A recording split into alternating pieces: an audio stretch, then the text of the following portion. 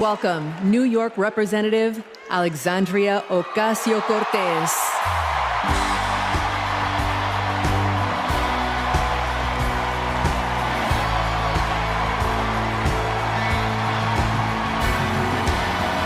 Thank you, Chicago! Thank you, Chicago, for your energy. Thank you, Kamala Harris and Tim Walz, for your vision.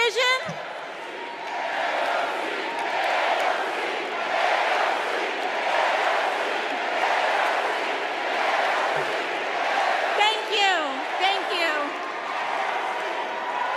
Thank you. Thank you, Chicago, for your energy. Thank you, Kamala Harris and Tim Walz, for your vision. And thank you, Joe Biden, for your leadership.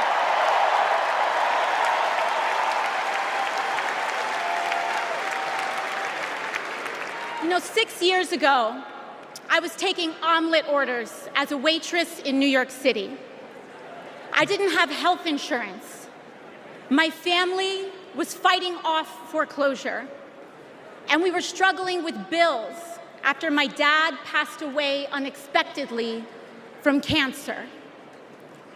Like millions of Americans, we were just looking for an honest shake. And we were tired of a cynical politics that seemed blind to the realities of working people.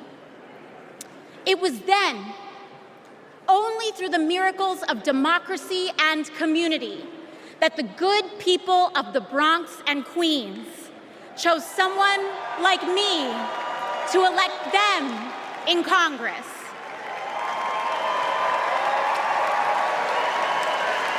And America, in my heart, I know from that same cloth of hope and aspiration, we will also elect Kamala Harris and Tim Walz as President and Vice President of the United States of America.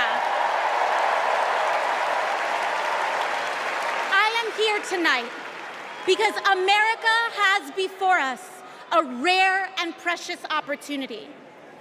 In Kamala Harris, we have a chance to elect a president who is for the middle class because she is from the middle class.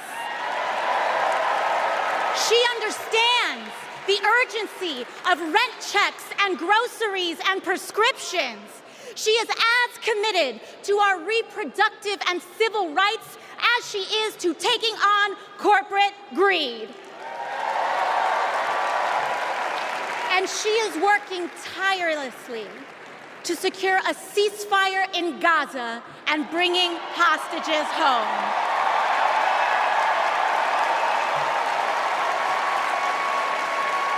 In Kamala Harris, I see a leader who understands. I see a leader with a real commitment to a better future for working families. And Chicago, we have to help her win. Because we know that Donald Trump would sell this country for $1 if it meant lining his own pockets and greasing the palms of his Wall Street friends. And I, for one, am tired of hearing about how a two-bit union buster thinks of himself as more of a patriot than the woman who fights every single day to lift working people out from under the boots of greed, trampling on our way of life. The truth is, Don, you cannot love this country if you only fight for the wealthy and big business. To love this country is to fight for its people, all people, working people, everyday Americans like bartenders and factory workers and fast food cashiers who punch a clock and are on their feet all day in some of the toughest jobs out there. You know, ever since I got elected, Republicans have attacked me by saying that I should go back to bartending. But let me tell you, I'm happy to any day of the week because there is nothing wrong with working for a living.